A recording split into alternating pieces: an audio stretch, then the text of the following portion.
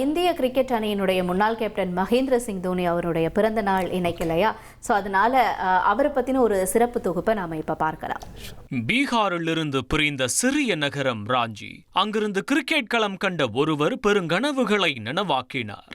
யாருக்கு அப்போது தெரிந்திருக்கும் சின்னஞ்சிறு நகரத்திலிருந்து புறப்பட்ட அந்த நபர்தான் கிரிக்கெட் உலகையே உற்று நோக்க வைக்கப் போகிறார் என்று. மகேந்திர சிங் தோனி கோடிக்கணக்கான இந்திய கிரிக்கெட் ரசிகர்களின் உணர்வில் கலந்த பெயர். தசாப்தம் தாண்டி சர்வதேச கிரிக்கெட் அரங்கை ஆட்சி செய்த பெயர். சரிவை சந்தித்த இந்திய அணிக்கு சரித்திர வெற்றிகளை தேடி தந்த பெயர். ராஞ்சி எனும் சிறு நகரத்திலிருந்து புறப்பட்டு கிரிக்கெட் உலகில் தோனி நிகழ்த்திய சாதனைகள் பிரமிப்பின் உச்சம். 2007 உலக கோப்பை கிரிக்கெட் தொடரில் இந்தியாவின் தோல்விக்கு தோனிதான் காரணம் என கருதிய ரசிகர்கள் அவர் வீட்டின் மீது கற்களை வீசினர். வெறுப்பில் உருவ பொம்மையை கூட கொளுத்தினர். ஆனால் அதற்கெல்லாம் கலங்கிவிடாமல் அடுத்த சில மாதங்களிலேயே T20 உலக கோப்பையை வென்று தந்து இந்திய கிரிக்கெட் அணிக்கு புத்துயிர் கொடுத்த மாயாஜால மனிதன்தான் மகேந்திர சிங் தோனி. இந்திய அணியின் கேப்டனாக தோனி பொறுப்பேற்ற பிறகு வெற்றிகள் விஸ்தரித்தன. கோப்பைகள் குவியத் தொடங்கின. 2007 T20 உலக கோப்பை, 2011 உலக கோப்பை, 2013 சாம்பியன்ஸ் டிராபி, ஆசிய கோப்பை, 5 முறை IPL கோப்பை, சாம்பியன்ஸ் லீக் கோப்பை, பார்டர் கவாஸ்கர் டிராபி என வென்று கேப்டன்களுக்கு முன்னுதாரணமாக திகழ்ந்தவர் தோனி. கேப்டன் கூலாக மட்டுமில்லாமல் மின்னல் வேக விக்கெட் கீப்பராகவும் திகழ்ந்தவர் தோனி.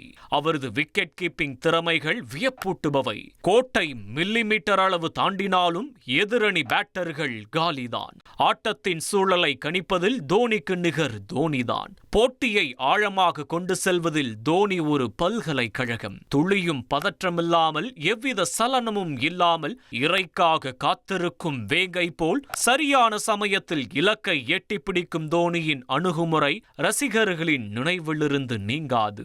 முடிவுகளை விட செயல்கள்தான் முக்கியமானவை என்பது தோனியின் வழக்கம். அவரது செயல்கள்தான் இந்திய அணியை செதுக்கி பல்வேறு உயரங்களை தொட வைத்தன. சர்வதேச கிரிக்கெட்டில் ரன் அவுட்டில் ஆரம்பித்த தோனியின் பயணம் ரன் அவுட்டில் தான் முடிந்தது. ஆனால் இதற்கு இடைப்பட்ட காலம் ஒரு சகாப்தம். 45 வயதில் இன்று அடியெடுத்து வைத்துள்ள தோனி நடந்து முடிந்த IPL தொடரில் களமிறங்கவில்லை.